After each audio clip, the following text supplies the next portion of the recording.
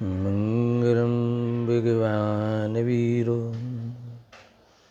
मंगलम गौतम घणी मंगलम कुंद कुंदार्यो जैन धर्मोस्तु मंगलम सर्वमंगल मांगल्यम सर्वकल्याणकारकम प्रधानं सदरिमाण जैनं जयितुं शासनं जैनं जयितुं शासनं सर्वव्यापैकचिद्रूपं स्वरूपाय परात्मने स्वोपलब्धिप्रसिद्धाय ज्ञानानन्दात्मने नमः। आत्मरूपयन् पम्मय अद्भुत याहि लिखे निभव सिंधुतरो आत्मरूप।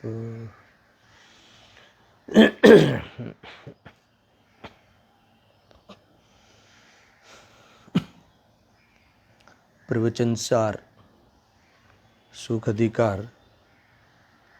आज 66वीं गाथा पे स्वाध्याय प्रारंभ करते हैं। कल 65वीं गाथा पे बहुत विस्तार से चर्चा हुई, 2-3 दिन से हो रही है। गुरुदेव से के प्रवचन के भी कई अंश हमने पढ़े। इसमें इस बात का खुलासा आया कि जैसे सिद्ध भगवान के शरीर के बिना भी सुख होता है, यह बात स्पष्ट समझाने के लिए संसार अवस्था में भी शरीर सुख का अर्थात इंद्रिय सुख का साधन नहीं है, ऐसा बहुत लॉजिक से हमें निर्णय कराया गया। यानी देखो ऐसा है कि जो सुख है, अतीन्द्रिय सुख और इंद्रिय सुख, 2 प्रकार के कहे ना। सच्चा सुख तो अतीन्द्रिय सुख ही है, इंद्रिय सुख तो नाम का सुख है। ये भी कहा गया कि जो इंद्रिय सुख में दिखते हैं, कौन? परोक्ष ज्ञानी अर्थात इंद्रिय ज्ञान वाले, वह वास्तव में नाम का सुख है, खरेखर तो दुखी है। ये भी सिद्धि की। इसके बाद ये बात बहुत ताकत से कही कि भले वो इंद्रिय सुख दुख है, मगर वह भी इंद्रिय सुख भी बाहर से नहीं आता, शरीर में से नहीं आता।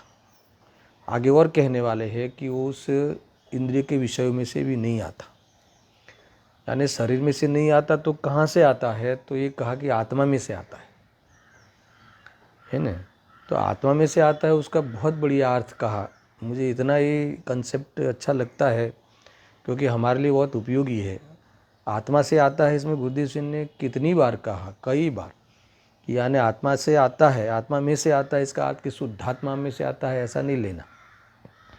शुद्धात्मा में से तो सच्चा जो आत्मा का सुख है अतीन्द्रिय, वो आता है। तो ये आत्मा में से आता है, उसका अर्थ क्या लिया कि आत्मा उस रूप परिणमता है कि ये मुझे इष्ट है, ये मुझे भाता है, ऐसा भ्रम में उसका कारण, इंद्रिय सुख का कारण वो भ्रम है। यानी देखो, इंद्रिय सुख का सीधा अर्थ, सरल अर्थ लेना हो तो जो भ्रम रूप जो सुख है वो इंद्रिय सुख है। सुख का भ्रम यानी इंद्रिय सुख। एक एक फॉर्मूला दिमाग में रखना। सुख का भ्रम यानी इंद्रिय सुख।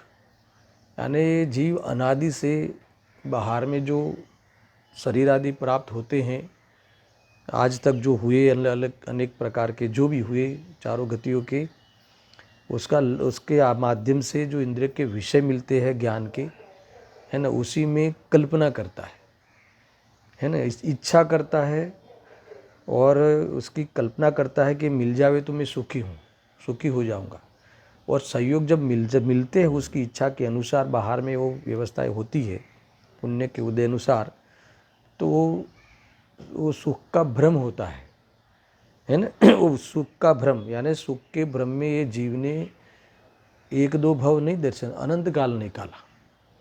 कल भी बताया था कि जितने पुण्यवान है या पुण्य के उदय में हमें जो भी संयोगों की प्राप्ति होती है तो उसमें हमें लक्ष्य करके सुख का भ्रम, है ना, भ्रम में रहते हैं हम लोग, सुख के भ्रम में रहते हैं।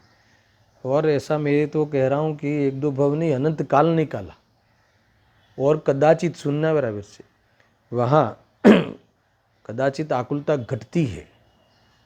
आकुलता कब घटती है कि जो इच्छा शक्ति डाउन होती है, विकल्प उस तीव्रता का नहीं रहता, तो आकुलता घटती है तो उसे सुख का भ्रम दृढ़ हो जाता है। अगर वास्तव में वो कषाय का अभाव हुआ है, वो उस विकल्प का अभाव हुआ है, तीव्र कषाय का अभाव हुआ है, अगर वहाँ ध्यान चला जाए, है ना, और स्वभाव की दृष्टि करे तो निहाल हो जाए। मगर आज तक उसने भ्रम से इसको, इस शांति को, जो उसको शांति हुई, वो अपेक्षित शांति हुई, है ना, या शुद्ध भाव रूप परिणमन में जो शांति हुई, उसका संबंध ग्रंथि भेद नहीं होने से पदार्थों के साथ जोड़ा कि संयोग मुझे मिला इसीलिए, है ना, मैंने इसको सूंघा इसलिए, मैंने इसको चखा इसलिए, मैंने इसको सुना इसीलिए, समझ में आया ना। तो ऐसा इस प्रकार से वो भ्रम को ही बढ़ाता है और दुख को ही प्राप्त होता है। सुनना में जो कहने जा रहा हूँ अभी, वो तो गया ही, वो तो पोषण कदाचित वो उसमें ध्यान गया कि नहीं, ये जिनवाणी के माध्यम से जैन धर्म में जन्म हुआ, जिनवाणी के माध्यम से पकड़ में आई बात कि नहीं वो विकल्प नहीं था ना तीव्र, इसीलिए सुख मिला। तो फिर शुद्धात्मा के लिए इसकी प्राप्ति, अर्थात शुद्धात्मा की प्राप्ति करनी चाहिए, तो इसके लिए सुनना जिनवाणी पड़ता है। अब कहाँ फंसता है, अब जिनवाणी पढ़ता है तो वहाँ भी वो कोई ना कोई निश्चयाभास, व्यवहाराभास आदि कर लेता है और वहाँ भी अटक जाता है। सातवां अधिकार मोक्षवार प्रकाशक का, जैन मत अनुयायी मिथ्या दृष्टि, है ना। तो इसमें फिर स्वाध्याय करता है तो अपेक्षा नहीं समझता ज्ञानियों की, और स्वभाव से तीनों काल में शुद्ध हूँ, है ना, तो उस स्वभाव से अनुभव करना था, उस स्वभाव की वो शुद्धने की दृष्टि से, अर्थात तो स्वभाव की दृष्टि से अनुभव करना था। उसने पर्याय में ही क्या मान लिया, शुद्ध मान लिया, राग होते हुए भी, है ना। वो पुद्गल का कहा था तो स्वभाव की दृष्टि कराने के लिए कहा था, मगर पुद्गल का कह के, कर्म का कहकर वो अभाव करने का, वेदज्ञान करने का पुरुषार्थ नहीं करता। और कदाचित, है ना, ये तो निश्चयाभासी हो गया, और फिर कदाचित कोई उसके भेदज्ञान की प्रवृत्ति चले तो उस विकल्प रूप भेदज्ञान अर्थात ये शुभभाव रूप स्वाध्याय आदि इसमें संतुष्ट हो जाता है कि नहीं मैंने तो ये सब सीख लिया, उसको ये मानता है कि अनुभव कर लिया, है ना, धारणा में सीख लिया, उसको अनुभव कर लिया मानता हुआ ये भी पुण्य की रुचि पोषता है, आखिरकार वो भोगों की ही रुचि हो गई। गजब की बात है भाई, देखो ये भोग परिणाम पाप परिणाम है ना, जीवों को उसमें भी सुख बुद्धि है। पाप का उदय पसंद नहीं है तो पाप परिणाम पसंद है। क्या कहा, हाँ, पाप परिणाम तो चाहिए, भोगने के परिणाम में तो सुख लगता है, वो तो चाहिए, मगर जब उसका बंद हुए और उदय आवे, पाप का उदय आवे तो वो पसंद नहीं है। और पुण्य के उदय में तो पाप भोगने की सहूलियत मिलती है, तो इसलिए पुण्य की तो रुचि हो गई इसको। आत्मा तो कहीं भी नहीं आया इसके, समझ में आया ना। तो इस प्रकार से आखिरकार अपना कार्य नहीं साधता, यानी ये फॉर्मूला ख्याल में आया ना, इंद्रिय सुख यानी सुख का भ्रम, कहीं विषयों में, कहीं इंद्रिय विषयों में, संयोगों में, पांचेंद्रियों के पुद्गल पदार्थों में, उसमें सुख का भ्रम हो जाना, है ना, वही वास्तव में इंद्रिय सुख है। यानी इंद्रिय सुख का कारण कौन है, आत्मा। तो आत्मा कैसे हुआ, आत्मा स्वयं सुख का भ्रम करता है, इसका नाम इंद्रिय सुख है। एक तो ये हो गया, और दूसरा मैंने वो बताया ना कि वो आत्मा कैसे है, तो वहाँ आकुलता घटे तो वो वास्तव में देखा जाए तो वो स्वभाव का ही अंश है, गर्भित अंश है। तीव्र विकल्प का अभाव हुआ और शांति हुई तो वो गर्भित सुत्ता हुई ना, वो गर्भित अंश है ये। मगर वहाँ अगर जो ध्यान चला जावे और वो कहाँ से ये स्वभाव, ऐसा तो मैं तीनों काल हूँ, वो दिख जावे, है ना, ये जो उस पर्याय में वो विकल्प नहीं रहा, उस अपने स्वकाल में नहीं रहने के काल में नहीं रहा, तो हमें शांति हुई, तो वस्तु तो मेरी तो वीर विकल्प रहित है, विकल्प रहित क्यों है दर्शन? क्योंकि विकल्प की जरूरत तो उसे हो कि जो क्षणिक हो, जो अपूर्ण हो, जो अपने स्वभाव से रहित हो। मगर मैं तो त्रिकाली हूँ, सिद्धि होती है, त्रिकाली की सिद्धि होती है, परिपूर्णता की सिद्धि होती है। कई बार मैंने कहा, इम्पोर्टेंस है इसलिए फिर से कह रहा हूँ। चैतन्य लक्षण के द्वारा आत्मा की त्रिकाल शुद्धता का, उसके त्रिकाली पने का, उसके परिपूर्णता का, और वो परिपूर्णता ने स्वपर प्रकाशक स्वभाव, वही परिपूर्णता है ना उसकी। स्व को जानता हो, पर को प्रकाशता है, पर रूप होता नहीं, उसमें स्वचतुष्टय की सिद्धि हो जाती है, अकर्ता की सिद्धि हो जाती है। और देह में कितना भी मिला हुआ है दूध और पानी की तरह, पर छूटा नजर आता है, समझना, छूटा अनुभव में आता है, भिन्न अनुभव में आता है। और जब भिन्न अनुभव में आवे तो देह को आत्मा मान के जो हमने बहुत दुख उठाए है ना, वो उससे रहित होता है जीव। इस प्रकार से ये अंतिम सुख अधिकार के अंतिम चरण में इस बातों को आप समझना। अभी इसी बात को आगे 66वीं गाथा में इस प्रकार से लेते हैं, सुनना। अब कोई कहे कि मनुष्य और तिर्यंज का शरीर तो अनेक व्याधियों से भरा है, अतः वह सुख का कारण नहीं होगा, किंतु देवों का शरीर तो वैक्रिय होता है, दिव्य होता है, व्याधियों से रहित होता है, वह तो सुख का कारण होगा ना। अंत में उसे कहीं न कहीं देह के प्रति आसक्ति उसे चल रही है, तो वो उसे लगता है कि चलो कम से कम देवगति का वो जो शरीर है वैक्रिय, इतना सुंदर इंद्रों का शरीर है ना, तो वो तो लाभदायी होगा कि नहीं होगा। अब उसको उसी शंका का खंडन करते हैं, इस जिज्ञासा का जवाब देते हैं कि एकांत से शरीर तो है ना वास्तव में सुख का कारण नहीं है, एकांत से। अभी कहने वाला है, देखो, एकांत थी स्वर्गेय देह करे नहीं सुख देहिने, पण विषय वश स्वयमेव आत्मा सुख वा दुख थाय छे। सिंपल है ना। देखो, टीका पढ़ता हूँ डायरेक्ट। यहाँ यह सिद्धांत है कि भले ही दिव्य वैक्रियता प्राप्त हो किसे, उस शरीर को, देव के शरीर को, तथापि शरीर सुख नहीं दे सकता है ना। इसीलिए आत्मा स्वयं ही इष्ट अथवा अनिष्ट विषयों के वश से सुख अथवा दुख रूप स्वयं ही होता है। लिखा है ना, पहले लिटि में लिखा एकांत से।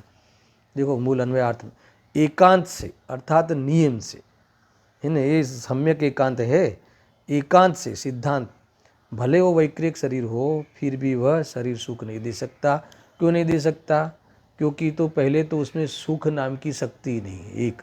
दूसरा है ना, वह मेरे से भिन्न है, इसमें व्यापक संबंध होता ही नहीं, इसमें छूने का प्रसंग ही नहीं है। इसीलिए मेरे लिए कुछ करना हो किसी को तो मुझ में आना पड़े, मुझे किसी के लिए कुछ करना तो मुझे उस रूप होना पड़े, मगर ये संभव नहीं है, होता नहीं है। इसीलिए भले भ्रम से माना जा सकता है मगर सुख होता नहीं है। अरे मैं तो ये बात मुझे बार बार ख्याल में आती है कि सुख के भ्रम से हमने कितना काल निकाला, हमें भ्रम हो जाता है, सुख का भ्रम है ना। ये चीज़ें अच्छी लगती है, स्वादिष्ट है ना, तो ये ऐसा मान के मुझे भाती हैं और तो उसको चखूँ और मैं आनंद में रहूँ, तो ऐसा बस इंद्रियों के संपर्क में लाकर उसे ऐसा लगता है कि मैं सुखी हो गया। तो इंद्रिय सुख क्या है ना, सुखाभास है अथवा तो भ्रम रूपी सुख है। सुख का भ्रम यानी इंद्रिय सुख। बहुत सोचा तो मैंने, ये मुझे फॉर्मूला ख्याल में आई, सुख का भ्रम यानी इंद्रिय सुख। आत्मा सुख का भ्रम करता है, वही उसके इंद्रिय सुख का कारण है, अर्थात उसे इंद्रिय सुख कहते हैं। यानी वास्तव में यही सिद्धि हो गई कि वो सुख है नहीं और आत्मा स्वयं करता है अज्ञान के वश।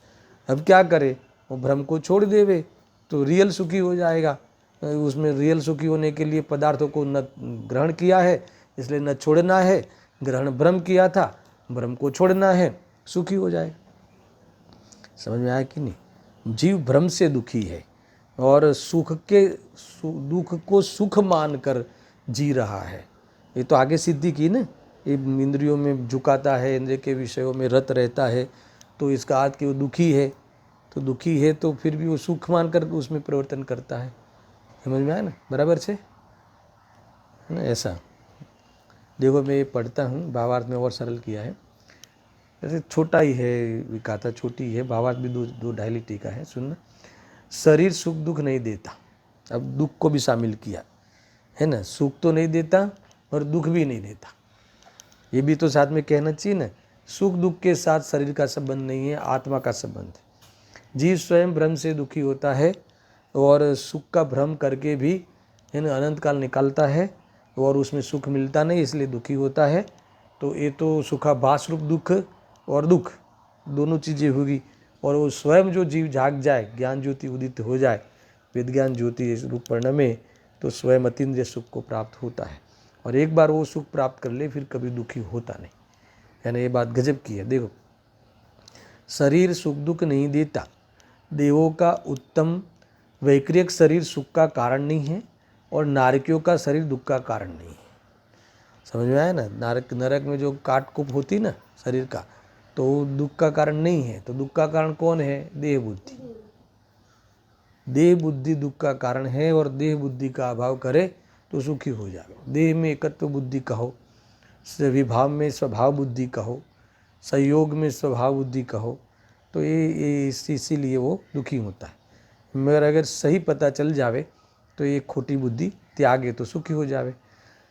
आत्मा स्वयं ही इष्ट अनिष्ट विषयों के वश होकर, देखो ये स्वयं शब्द डाला ना, स्वभाव से ही, स्व यानी स्वयं, भाव यानी उस रूप परिणमन, उस रूप परिणमन करता हुआ, विभाव रूप अज्ञान रूप परिणमन करता हुआ, है ना, इष्ट अनिष्ट विषयों में कल्पना करते हुए उससे वश होकर, वश होना यानी कल्पना करना, होकर लिखा है सुख दुख की कल्पना रूप में परिणमित होता है। दुख भी कल्पना है, सुख भी कल्पना है ना। भ्रम में दुखी है ना, भ्रम के कारण दुखी है, आकुलित होता है, ये मेरा है मानकर भ्रम में दुखी हुआ है, ऐसा है ना। अब आत्मा, हाँ, इससे पहले गुरुदेव जी का मैं प्रवचन पढ़ता हूँ, इस समय वो वाला पढ़ता हूँ, दिव्य धनिसार वाला। देखो मेरे में पेज नंबर है 114, 114। बहुत ज़बरदस्त है, 4-5 पैराग्राफ, 4-5 बिंदु में पढ़ता हूँ। देखो इतनी सरल भाषा में, अपने घर में चलती भाषा में समझाया है। देखो यहाँ यह नहीं कहा, वो एकांत शब्द का भाव भाषण कराते हैं ना, वो लिखा ना मूल में, एकांत से, देखो मूल में भी है ना, एकांत थी सर्वे देह करे नहीं, सुख देही ने यानी आत्मा ने, सशरीर आत्मा ने, जो संसार में शरीर सहित आत्मा मिलता है ना, वह वास्तव में देह के कारण सुखी होता नहीं है। और भावार्थकार ने तो ये भी कहा कि शरीर के कारण दुखी भी होता नहीं है। नरक में शरीर कटता फटता है इसलिए दुखी है, ऐसा नहीं है। ऐसा देखो यहाँ यह नहीं कहा कि शरीर कथनचित सुख का साधन है और कथनचित सुख का साधन नहीं है। कथनचित करके कोई हल्की बात नहीं करी, कथनचित सुख का कारण है, कथनचित दुख का कारण है, कोई अपेक्षा, ऐसा नहीं। यहाँ तो एकांत से, किंतु एकांत से अर्थात नियम कहा कि शरीर सुख का साधन नहीं है, शरीर में से सुख नहीं आता। सारे जीव, दुनिया के सारे संसारी जीव शरीर से ही सुख मानते हैं। अरे शरीर को ही मैं हूँ ऐसा मानते हैं, इसलिए उसको संभालना, उसको सही रखना, उसको टिकाना, है ना, उसको इच्छा के अनुसार वर्ताना, है ना, इंद्रिय सही रखना, इस सारा जीवन तो उसी के पीछे जाता है ना। ये जॉइंट करो, जिम जॉइंट करो, कसरत करो, दवाइयाँ लो, ये करो वे करो, ये सब तो उसी के पीछे है सारा जीवन। देखो कसाय मनता करके पुण्य के फल में स्वर्ग का भाव मिलता है, वहाँ भी स्वयं राग द्वेष करता है और सुख की कल्पना करता है। वहाँ भी देह से सुखी दुखी नहीं है, कल्पना से ही सुखी दुखी है। समझ में आया ना। सुख का भ्रम यानी इंद्रिय सुख, ये वाली बात निकलती है, किंतु शरीर सुख दुख का कारण नहीं है। देखो विषयों के वश हुआ जीव स्वयं सुख दुख की कल्पना करता है, जबकि शरीर के कारण सुख दुख नहीं होता है ना। कल्पना भी शरीर के कारण नहीं करता, स्वयं अपने अज्ञान के कारण कल्पना करता है। कोई नहीं सिखाता जीव को इंद्रिय के विषय में सुख की कल्पना करना, कोई नहीं सिखाता। ये तो अनादि से संस्कार है और नया तो उसी को ही ग्रहण करता है, समझ में ना, दृढ़ करता है किसी से सीख कर पुनः। पहले तो उसको अनादि से प्रैक्टिस है, अभ्यास में ही है और कई लोगों का आचार्यपना होता है, इसमें सिखाते हैं भाई ये तू ये खा लेना, है ना, निरोगी हो जाएगा, फिर सुखी हो जाएगा, अमर हो जाएगा, मरेगा ही नहीं। ऐसा होगा क्या? ऐसा कुछ नहीं होता। वास्तव में तो आत्मा मरता ही नहीं, वो तो वो जिस एंगल से है वो तो पता ही नहीं है, मरे तो इस पर्याय को अमर रखना चाहता है ना। मरेगा नहीं यानी ये तेरी पर्याय नष्ट नहीं होगी, ऐसा वो चाहता है। बाकी आत्मा पर्याय तो नष्ट होने का पर्याय का धर्म है, फिर भी आत्मा नष्ट नहीं होता, वो स्वभाव है। समझ में आया ना? तो दोनों बातें यथार्थ जानकर पर्याय दृष्टि छोड़ना चाहिए, स्वभाव की दृष्टि करना चाहिए और आनंद में रहना चाहिए, निराकुल रहना चाहिए, निर्भय रहना चाहिए, निशंक रहना चाहिए। देखो कितनी बातें आती है। विषयों के वश हुआ जीव स्वयं सुख दुख की कल्पना करता है, जबकि शरीर के कारण सुख दुख नहीं होता। भले ही देखो शरीर घाणी में पेला जाता हो तो भी शरीर दुख का कारण नहीं होता। ऐसे प्रसंग कई ज्ञानियों को आया, मुनिराजों को आया, घाणी में पीले फिर भी सुख बढ़ता हुआ दिखाई दिया, घटता हुआ तो दिखाई नहीं दिया, दुखी होते हुए नहीं दिखाई दिए। गजब है। और स्वर्ग के संयोग सुख के कारण नहीं है, अपितु देखो स्वर्ग में बहुत कोई कमी नहीं है, वो तो भोग भूमि है, फिर भी ईर्षा से देव इतने जलते हैं, इतने जलते हैं। देखो तुम ऐसा कह सकते हो कि भैया मनुष्य में तो थोड़ी कर्म भूमि है और यहाँ बहुत ही पुण्य का अखंड उदय नहीं होता है ना, एक साधे तेर टूटे, ऐसी परिस्थितियाँ यहाँ मिलती है, और देवों को तो तकलीफ ही नहीं, फिर भी वहाँ ईर्षा वृत्ति है। इतनी ईर्षा होती है एक देव को दूसरे देव पे कि विमान हो, इसके पास इतने विमान, मेरे पास इतने विमान। कषाय तो है ही, मिथ्यात्व है, कषाय है। देखो मिथ्यात्व है तो भले चाहे देह गति में हो तो भी दुखी है, और सम्यक तो हो तो नरक गति में भी सुखी है। बात गति की नहीं है, बात सोच की है, बात है न वो प्रतीति की है, मिथ्यात्व सम्यक्त्व की है, श्रद्धा की है, दृष्टि की है, ऐसा लेना। देखो है ना, शरीर घाणी में पेला जाता हो तो भी शरीर दुख का कारण नहीं होता, और स्वर्ग के संयोग के सुख के कारण नहीं है, सुख के कारण नहीं है, अपितु तो कौन है? स्वयं आत्मा। पुनः बात भाई, स्वयं आत्मा उनमें सुख दुख की कल्पना करता है, अर्थात तो सुखाभास रूप सुख की कल्पना करके दुखी होता है, ऐसा है। देखो अतः अनुकूल संयोग सुख के कारण नहीं है तथा प्रतिकूल संयोग दुख के कारण नहीं। ये और ताकत वाली बात आई। मान लो कि पुण्य का उदय किसको बहुत है तो अनुकूलता कहते हैं उसे, लोक में और व्यवहार से भी। तो अनुकूलता है तो भी दुखी दिखाई देते हैं, है ना। मुक्तस्वर प्रकाशक में तो बहुत खुलासा है इसका, और खुलासा, सरल भाषा है ना। सामग्री दिखाई देती है फिर भी जीव, है ना, आकुलित हो तो दुखी समझना, निराकुल हो तो सुखी समझना। इसलिए सामग्री वास्तव में सुख दुख का कारण नहीं है, और हम सब ने हमारा सारा जीवन सुख के लिए सामग्री इकट्ठी करने में लगाया है ना। समझ में आया कि नहीं?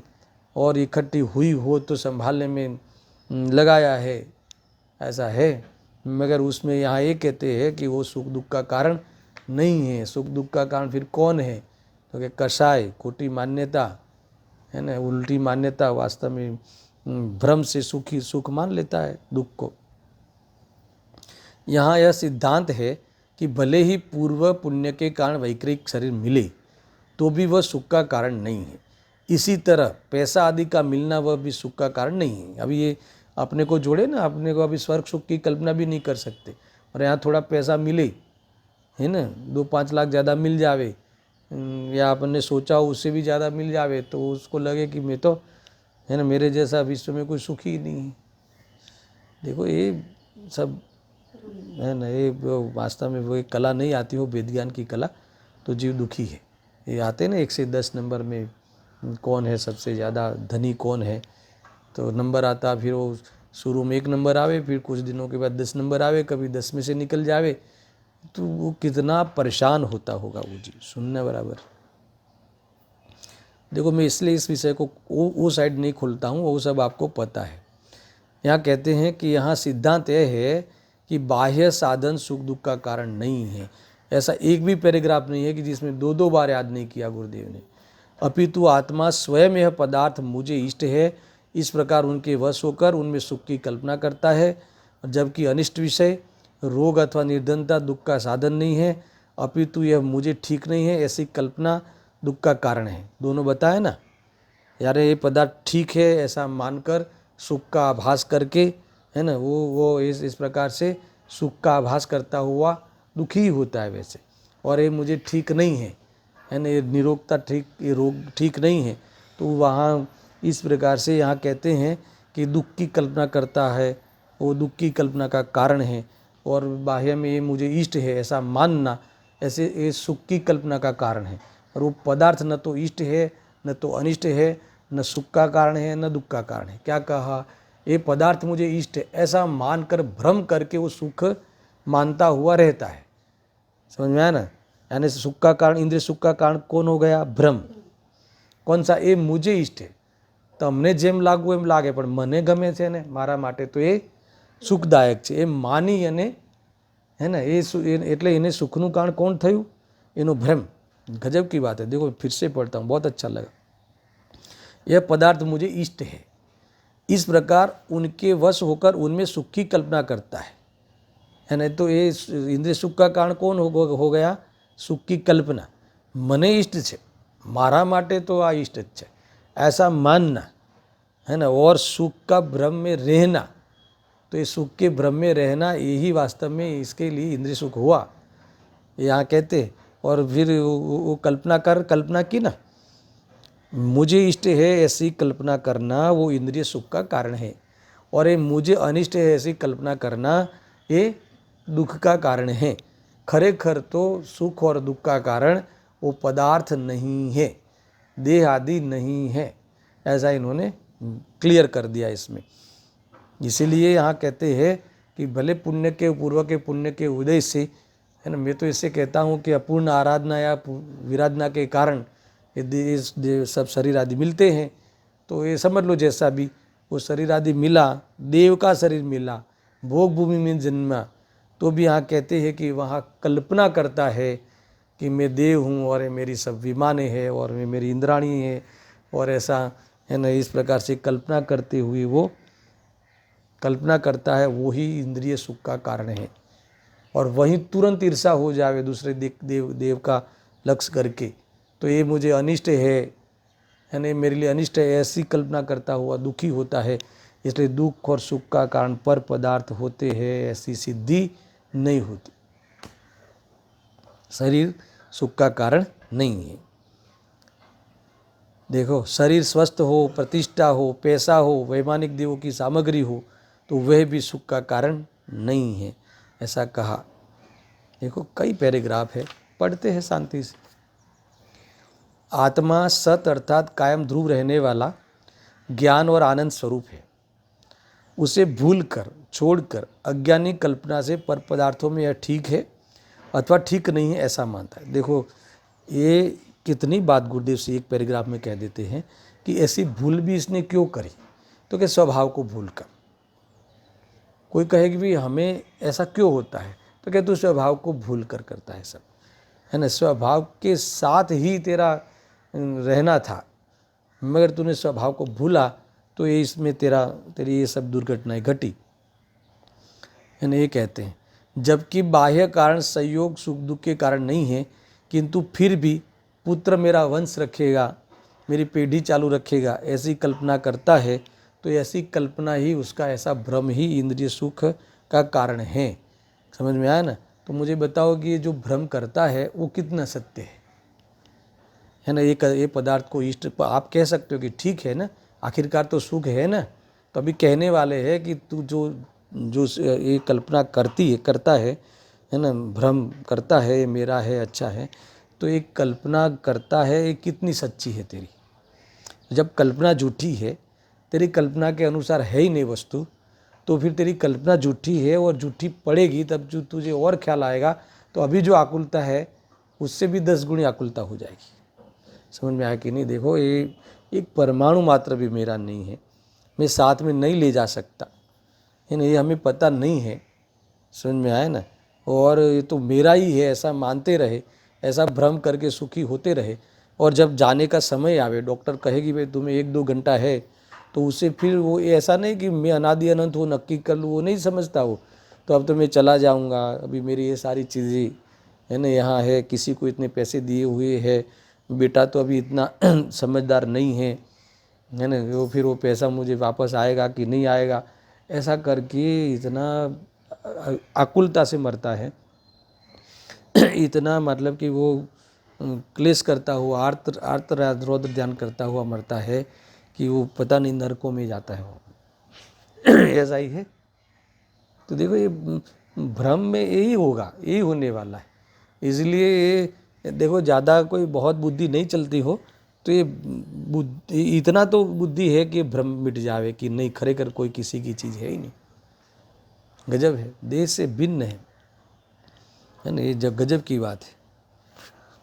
जड़थी चेतन उपजे, चेतन थी जड़ थाय, एवो अनुभव कोई दी क्यारे कोई ने न था। ऐसी श्रीमद जी ने बहुत करुणा की। वो चाहते हैं, वो ऐसा सोचते हैं कि कोई जीव ऐसा अनुभव नहीं करे। क्यों नहीं करे? क्योंकि ऐसा है ही नहीं। जड़ से कभी चेतन उपजता ही नहीं, है ना, और चेतन से कभी जड़ का कार्य होता ही नहीं, और एक दूसरे को सुखी रखे ऐसा कोई एग्रीमेंट होता ही नहीं, है ना, ऐसी कोई व्यवस्था है ही नहीं। तो ऐसा कोई अनुभव करे नहीं, है ना। मैं ये चाहता हूँ सब जीवों के लिए, मैं यही चाहता हूँ, ये सिद्धांत सबको सिद्ध हो जावे, है ना, वही जीव मात्र को इष्ट है, यही बात सबके लिए भला है। गजब की बात है। देखो निर्धनता नहीं, यहाँ आगे हाँ ये रहा ना, किंतु फिर भी पुत्र मेरा वंश रखेगा ऐसी कल्पना करता है। अखंड आनंद मूर्ति आत्मा को भूल कर बाजपना मुझे ठीक नहीं है ऐसी कल्पना करता है। समझ में आया ना? अखंड आनंद मूर्ति की आत्मा को भूल कर, ये तो डाल ही देते, स्वभाव को भूल कर, है ना, बाजपना मुझे ठीक नहीं है, मुझे पुत्र नहीं है तो ये मेरे लिए अनिष्ट है, तो दुख की कल्पना करता है। और पुत्र है तो ये मेरा वंश चालू रखेगा। कौन सा तेरा वंश, कौन तेरी चीज़ें, है ना। कल कोई एक सादर में से चर्चा हो रही थी क्योंकि ये ऐसा बहुत होता है कि अपेक्षा बहुत रहती है कि जैसे कोई घर में व्यवहार की इतनी प्रधानता रहती है कि तुम संभालो, ये संभालो, वो संभालो, किसके मरण आदि को तुम जाना चाहिए। अभी तो वो भी सब बंद हो गया। अपने ही पिता के मरण प्रसंग में नहीं जा पाता, बॉडी नहीं मिलती कोरोना में। तो समझ में आया कि नहीं? भाई देखो, ये कहते हैं कि ये वास्तव में वो ऐसा कह रहा था कि घर में ये कहते हैं ना कि तुम्हें जाना चाहिए, व्यवहार संभालना चाहिए, कोई मरण हुआ है तो तुम्हें स्मशान जाना चाहिए, नहीं तो तुम्हारे मरण में कौन आएगा। तो मैंने कहा कि तुम कहाँ देखोगे। मैंने कहा उनको कि तुम्हारा मरण में कितने आए हैं वो तुम देखने के लिए कहाँ रहोगे, है ना। और तुम जहाँ जाओगे वहाँ तो उस पर्याय में मस्त होंगे। कदाचित अवधि ज्ञान से जोड़ोगे तो तुम तो वो हो गए ना जो जहाँ वो वहाँ। कोई गणित बैठता नहीं भाई, है ना। देखो ये कुल मिला के तो देवगति वाली बात चलती है ना, कैसा भी शरीर मिले वो सुख का कारण नहीं होता। देखो ऐसा है, कोई कहे कि ये कोरोना का चलता है ना माहौल कि कोरोना होके मिटता है तो वह कोरोना प्रूफ हो जाता है। एंटी कोरोना कहते हैं ना, कोरोना प्रूफ, अभी इसको कोरोना नहीं होगा। तो मुझे ये ख्याल में आया ये तो सब शरीर की बात है, मगर जो कोरोना का जो भय है वो कोरोना के भय प्रूफ तो कब होगा। भले कोरोना होवे नहीं होवे बात की बात, मगर कोरोना के भय प्रूफ तो सम्यक दर्शन होगा, तभी ही होगा कि देह और आत्मा भिन्न है, ऐसा अनुभव करेगा तो ही उस भय से प्रूफ होगा, नहीं तो हो ही नहीं सकता, भय दूर हो ही नहीं सकता, है ना। कोई आके आशीर्वाद दे देवे कि तेरा मरण है ही नहीं अभी इस भाव में, तो भी वो डरते रहेगा, क्योंकि वो देखता है ना दुनिया को, कितनी लाशें पड़ती है, क्या होता है, कितने अन्याय होता है, कितने डॉक्टर मायाचारी करते हैं, ये सब देखता है। नई पोस्ट आती है ना। अरे भाई ये तेरा आयु समाप्त हुआ है, कोई मायाचारी करे कि नहीं करे, है ना, तो आयु समाप्त है इस पर्याय का, और तू तो तेरे में तो आयु है ही नहीं। ये समझता नहीं, सारी चीज़ उसकी दुख की दुकान शरीर के लक्ष्य से चलती है, सारी पूरी दुनिया भर की। ऐसा है। देखो निर्धनता, दरिद्रता रोग दुख का कारण नहीं है, जो हमें तो दुख का कारण यही लगता है, वो कहते है ही नहीं। अपितु ज्ञान स्वभाव आत्मा को भूलकर मुझे रोग अनिष्ट है। तुम्हारा रोग है ही नहीं है, बुखार तुम्हारा रोग है ही नहीं है ना। ये ऑक्सीजन ड्रॉप हो रहा है वो तुम्हारा रोग है ही नहीं है, समझो क्या, वो तो रोग है ही नहीं। तुम्हारा रोग तो ये मुझे इष्ट लगता है ऐसा तुमने माना, ये तुम्हारा बहुत बड़ा अपराध रूप रोग है। समझ में आया ना? एक खून का रोग है, ये ब्लड का रोग है ये मिथ्यात्व। तुम इस मिथ्यात्व को, इस रोग को मिटाओ।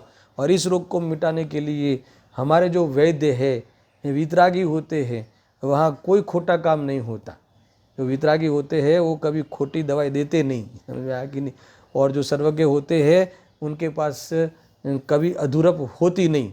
इसीलिए जितना भी बताते हैं हमें मार्ग, वो मार्ग में चलना चाहिए, इसके अलावा और कोई उपाय नहीं है। गजब की बात है, देखो। हाँ, निर्धनता, दरिद्रता, रोग दुख का कारण नहीं है, अपितु ज्ञान स्वरूप आत्मा को भूलकर मुझे रोग अनिष्ट है ना, रोग अनिष्ट है, मेरे लिए अनिष्ट है ये बुखार आना, ऐसी कल्पना जो तुझे है, ऐसी तेरी मान्यता है, कल्पना, मान्यता रूप जो कल्पना है, वो दुख का कारण है। अभी थोड़ा सा टेम्परेचर 98 हो गया, खांसी मिट गई, ऑक्सीजन लेवल जो भी अभी तो बहुत चल रहा है ना कि 95 के ऊपर आ रहा है, तो उसने उसको इष्ट माना है। तो उसमें क्या किया, कौन सी कल्पना की? इष्ट की कल्पना करके वास्तव में वह सुख का आभास करता है ना। ये जो सुख का भ्रम हुआ ना, वो इंद्रिय सुख है। और ये जो कल्पना करी ना मुझे अनिष्ट है, वो दुख का कारण है। इसके इंद्रिय सुख का कारण कौन है? कल्पना। कौन सी? हाँ, 98 है, अभी मैं अमर हो जाऊंगा। 98 अमर हो जाएगा क्या? 98 टेम्परेचर हुआ तो मरने वाला नहीं है क्या? जो दुनिया जिसे मरण कहती है ना, शरीर छूटने रूप, व्यवहार से भी शरीर का वियोग को मरण कहा जाता है, तो क्या वो वाला मरण नहीं आएगा क्या? अरे संयोग हुआ है तो वियोग होगा, और निश्चित समय में होगा, आगे पीछे नहीं होगा। सुनना बराबर से, ये होगा तो भी तू नहीं मरेगा। ये ताकत की बात ये है, पते की बात है ये ऐसे शरीर छूटने से तू नष्ट हो जाए ऐसा नहीं है। छठाला में कितना सरल कहा है, शरीर उपजता हूँ उपज्यो अने शरीर छूटता मारो नाश थयो, ऐसा जो मानता है वो दुखी होता है। ये भ्रमणा है ना। वहाँ आना पड़ा तो आना पड़ा, उसमें कौन सी बड़ी बात। देखो ये सरल सरल भाषा है, दर्शन प्रवचनसार होने पर भी कुछ गाथा ऐसी है, सरल है, हमारे समझ में आवे। ये कहा ना, गजब की बात है। देखो, कल्पना ही दुख का कारण है। निर्धनता, फिर से दरिद्रता, निर्धनता, रोग दुख का कारण नहीं है। अरे मेरे लिए अनिष्ट है ऐसी कल्पना, और अपने स्वभाव को भूलकर ही ऐसी कल्पना होगी। मैं ज्ञानानंद से भावी हूँ, चैतन्य स्वरूप है वही मैं हूँ, है ना। मेरे में ज्ञान होता है, शरीर का ज्ञान होता है, रोग का ज्ञान होता है, निर्धनता का ज्ञान होता है। ये जानना जिसमें होता है वो मैं हूँ। मैं ऐसा स्वपट प्रकाशन स्वभाव वाला हूँ।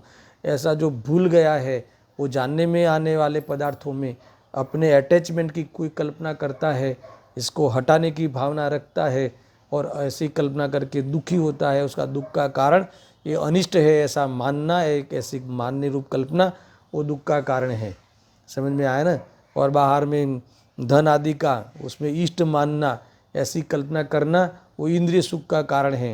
यानी वो कल्पना से स्वयं अपने आप में भ्रम है, झूठा है, तो इसका इंद्रिय सुख भी कौन सा सच्चा होगा? वो भी झूठा ही है। यानी इंद्रिय सुख दुख ही है, सुख नहीं है। ये बात भी साथ में सिद्ध होती है। देखो और अभी धर्म के साथ कैसे जुड़ता है ये श्रोता। गुरुदेव सिंह गजब की बात, कोई चीज़ बाकी नहीं रखते, सुनना। तथा शरीर धर्म का साधन नहीं, अपितु अपना ज्ञानानंद स्वभाव धर्म का साधन है ना। तो ये देखो, ये क्यों लिखा? नहीं, आप कैसे कहते हो साहब शरीर को स्वस्थ तो रखना पड़े क्योंकि वो तो धर्म का साधन है। कौन सा साधन है? कौन सा धर्म किसे कहते हैं? वितरागता धर्म है ना। वेद ज्ञान, परिणाम रूप वेद ज्ञान आराधना है। देश में भिन्न हूँ ऐसी अनुभूति प्रतीति है ना, उस रूप ज्ञान का परिणमन सम्यक रूप से वो आराधना है, वो धर्म है, वो रत्नत्रय है। और तू कह रहा है कि वो देह को लेकर अच्छा देह रहे तो धर्म होवे। यहाँ कहते हैं कि जिसने धर्म पूर्ण प्रकट कर लिया है, इनके देह का अभाव हो जाता है, और जिसने धर्म प्रारंभ किया है उनके देह बुद्धि का अभाव होता है। जिनके धर्म का विकास होता है इसके देह की आसक्ति मिट जाती है। जिनको देह रहते हुए धर्म पूर्ण हो जाता है, वो देह का अवलंबन छूट जाता है, जानने में निरावलंबी हो जाते हैं हमारे हरिहर भगवान, जीवन मुक्त हो जाते हैं। और जो धर्म की संपूर्ण अव्याबाधता परिपूर्णता प्राप्त हो जाती है यानी वास्तव में कृतकृत्य हो जाते हैं, ऐसे सिद्ध भगवान अशरीरी हो जाते। सुख का कारण अगर शरीर होता है ना तो सबसे ज़्यादा दुखी सिद्ध भगवान होते, क्योंकि इनके शरीर है नहीं। समझ में आया कि नहीं? समझना चाहिए भाई। आत्मा अपने स्वरूप को भूलकर स्वयं सुख दुख रूप होता है, स्वयं ज्ञानानंद स्वरूप है उसे भूलकर जो संयोगों को हितकर तथा अहितकर मानता है वह दुख का कारण है। बराबर। शरीर सुंदर मिले, पुत्र पुत्री अच्छे मिले तो वह ठीक पने की कल्पना करता है और मुझे सुख मिला है ऐसा मानता है। कोई बात हर पैराग्राफ में लिखा है, थकते नहीं गुरुदेव श्री। हम सुनते सुनते ऐसा लगता है कि कितनी बार कहेंगे गुरुदेव श्री ये बात, मगर इनको तो कहने में थकान नहीं लगती है। सत्य बात है ना भाई। कभी ऐसा होता है कि हर रोज़ रोटी खाते हैं तो थकान लगती नहीं, वहाँ तो हर रोज़ खाना खाते कि नहीं, तो ऐसा नहीं होता कि खाना कब तक खाएंगे, छोड़ो आज से नहीं खाएंगे अभी कभी, ऐसा नहीं होता। तो वहाँ तो बोरियत नहीं होती। समझा ना? और बस गुरुदेव से एक ही बात करते हैं बार बार। अरे भाई बात ही एक है, दोष ही तेरा एक है और उपाय भी एक ही है ना। प्रकार अंतर से तुम्हें दोष को भेद करके बताते हैं। समझ में आया ना? मिथ्यात्व, अविरति, प्रमाद, कषाय योग, बाकी है तो सब मोह, कषाय, आत्मा को कसने वाले परिणाम। ऐसा मानता है, किंतु यह माना हुआ सुख भी पर के कारण। देखो ये भी गजब की बात, फिर से पढ़ता हूँ, है ना। शरीर सुंदर मिले, पुत्र पुत्री अच्छे मिले तो वह ठीक पने की कल्पना करता है। ये मिले तो ठीक है, अच्छा है, ऐसी कल्पना करता है। और मुझे सुख मिला है यार, मुझे इस प्रकार की कल्पना करके मैं सुखी हूँ ऐसा मानता है। सुनना बराबर। किंतु यह माना हुआ सुख भी, मूल बात यह है, यह माना हुआ सुख भी पर के कारण नहीं हुआ है। वो ऐसा स्वयं ने माना है। पर के कारण कोई शरीर है इसलिए मानना पड़ा, ऐसा नहीं है, स्वयं ने माना है। क्योंकि यदि पैसे के कारण सुख होता है ना, होता तो पैसा जब हो तब वो हर समय सुख होना चाहिए, मगर ऐसा होता नहीं। ये एक देखो, कभी कभी पैसा बढ़ता है, आयु घटती है ना, और क्लेश बढ़ता है।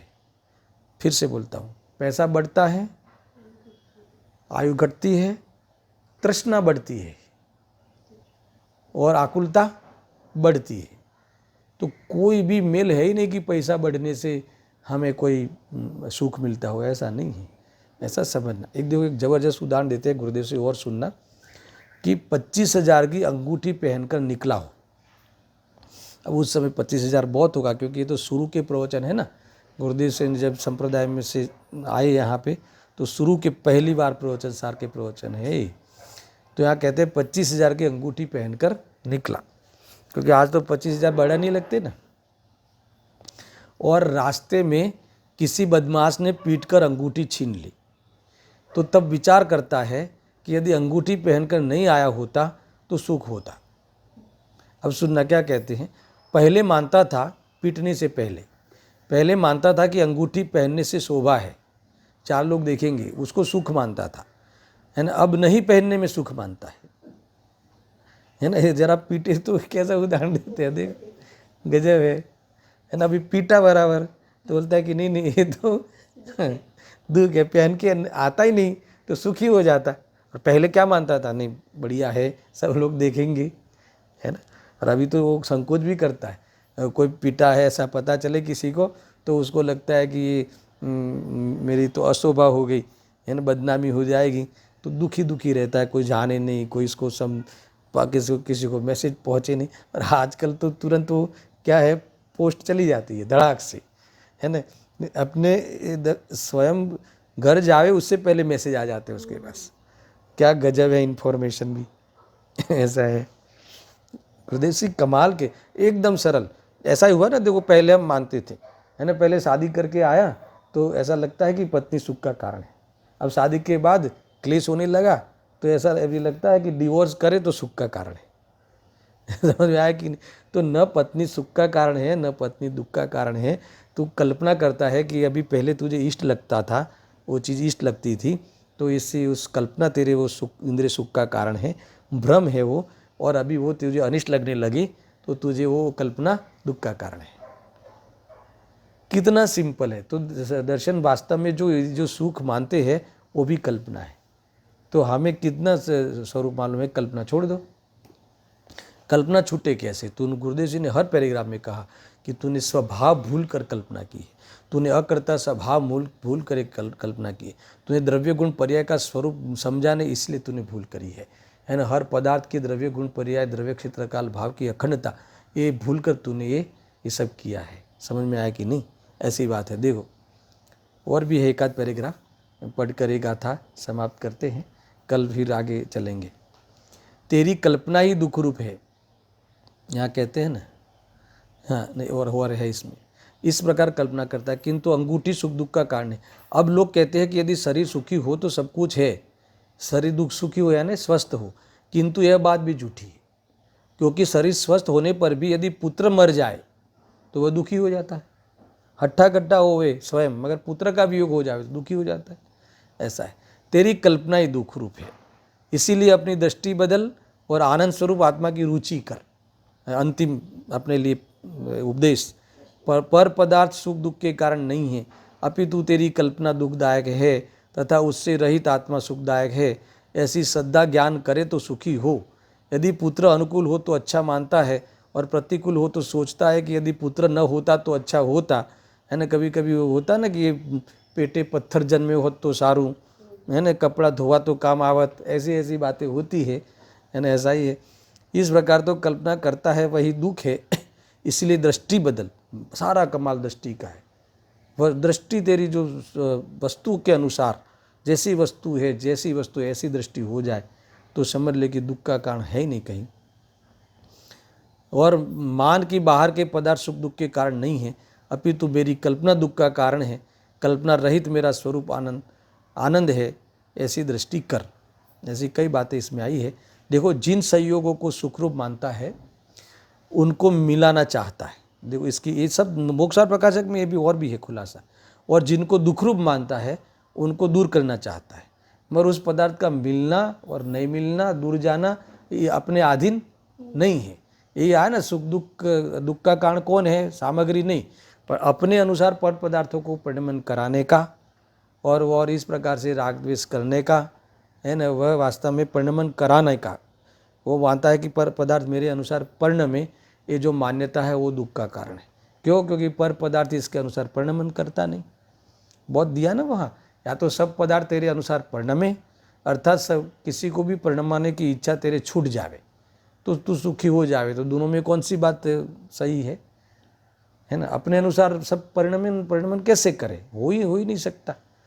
समझ में आया ना। मैं चाहूँ कि ऐसा करे, तुम चाहो कि वो ऐसा करे, कैसे होगा ये सब? वो वास्तव में वो सिद्धि नहीं होती। और इच्छा का अभाव हो सकता है, भ्रम का अभाव हो सकता है, क्योंकि वो उपाधि भाव है। ये तेरी गैर समझ है। गैर समझ दूर हो जाए तो सुखी हो जाए, इतनी सी बात है। देखो ऐसा है, वर्तमान अवस्था में दुख है और अंतरंग स्वभाव में सुख है। समझ में आया ना? ये बात ध्यान रखने जैसी है। वर्तमान अवस्था में दुख है मगर अंतरंग में, यहाँ कहते हैं अंतरंग स्वभाव में सुख है। एक बार तुझे पता चल जाना चाहिए और सिद्धि होती है युक्ति से, और प्रमाण भी मिलता है अपने यहाँ, तो एक काम ये जीव निहाल हो जाए। ऐसी दृष्टि कर। बाहर की कोई भी वस्तु मुझे सुख दुख का कारण नहीं है। सुनना, काला बाजार करके भी पैसा प्राप्त करना चाहता है, क्योंकि तेरी कल्पना है कि यह मुझे स्वरूप है ना। यह फिर से काला बाजार करके भी पैसा प्राप्त करना चाहता है, क्योंकि ये तेरी कल्पना है कि यह मुझे सुखरूप है। ये तेरी कल्पना है, किंतु वह कल्पना दुखरूप है, क्योंकि वहाँ आत्मा इष्ट अनिष्ट और परवश होता है तथा परवश होकर दुखी हो रहा है। इसलिए आनंद स्वरूप आत्मा ही रुचि कर, है ना। वो फिर वो पर पदार्थ में तुम इष्ट अनिष्ट की कल्पना करोगे तो आत्मा परवशता से बहुत दुखी होता है। इसलिए मैं आनंद स्वरूप हूँ, ज्ञाता दृष्टा हूँ, ऐसा नक्की कर। अंतिम पैराग्राफ है, इसके बाद 66वीं गाथा समाप्त होगी। देखो, मांस खाने वाले, मदिरा पीने वाले नरक में जाते हैं। नरक में कम से कम 10,000 वर्ष की स्थिति आयु होती है। वहाँ भी शरीर दुख का कारण नहीं है, ये बात फिर से याद कराई। अपितु वह संयोग प्रतिकूल है, ऐसी मान्यता और राग द्वेष दुख का कारण है। मैंने माना ना कि ये नरक प्रतिकूल है, तो वो कल्पना उसे दुखी करता है। आत्मा स्वयं स्वरूप को छोड़कर भूल करता है, भूल करने वाला स्वयं है और भूल को भोगने वाला भी स्वयं ही है। इसलिए दूर करने के लिए भी वो स्वयं कर सकता है, भी साथ में जोड़ देना। किंतु कोई कर्म या उदय पराधीन कराता हो ऐसा नहीं है। त्रिकाल चिदानंद प्रभु को भूलकर जो कल्पना करता है वही सुख दुख का कारण है। इस प्रकार से ये दिव्य धनी सार का ये सार है कि वास्तव में कल्पना में ही सुख है, कल्पना में ही दुख है, इंद्रिय सुख दुख ऐसा ही है। तो उस कल्पना को छोड़े और कल्पना यानी भ्रम से, सुख का भ्रम वो इंद्रिय सुख, तो भ्रम छोड़ देवे, नहीं तो वो खोटा ही है, वो भ्रम से है, इसका अर्थ कि वो झूठा ही है। तो इसीलिए जल्दी से जल्दी भेद ज्ञान करे और सच्चा सुख आत्म की दृष्टि से प्रकट करे। ऐसी बात इस 67 गाथा में भी अंत में यही इनकी प्रेरणा है। और अभी मेरे ख्याल से नहीं, कौन सी 66 गाथा पूरी हुई, 66 में, कल 67 और 68। देखो अभी तक शरीर में देह सुख नहीं है ऐसा कहा, अब विषयों को भी हटाते हैं, यानी शरीर में तो सुख मिलता ही नहीं है, मगर जो इंद्रिय के विषय है, सामग्री, वो भी अकिंचित कर ही है। तुम्हारे लिए वो कोई भी कार्यकारी नहीं है सुख के लिए, ये बात अब सिद्ध करेंगे। फिर लास्ट गाथा इस सुख अधिकार की, इसमें जो सुखत्व का वहाँ वर्णन करते हैं, दृष्टांत देते हैं सूर्य का, और जो सुखत्व स्वभाव है, सिद्ध स्वभाव है, तो सिद्धता को, सिद्ध भगवान का वर्णन अर्थात तो उनको याद करते हैं, सिद्ध भगवान का स्वरूप बताते हैं सूर्य का उदाहरण देके, और नमस्कार करते हैं। और उस अंतिम गोल हमारा जो है उसको 68वीं गाथा में याद करते हैं। सुख में जो अंतिम चरण है, अंतिम पराकाष्ठा है सुख की, उसको याद करते हैं यहाँ। ये इसकी चर्चा 68वीं गाथा में आएगी। ऐसा सहजानंदी शुद्ध स्वरूपी अविनाशी हूँ आत्मस्वरूप, सहजानंदी शुद्ध स्वरूपी अविनाशी हूँ आत्मस्वरूप, सहजानंदी शुद्ध स्वरूपी अविनाशी हूँ आत्मस्वरूप।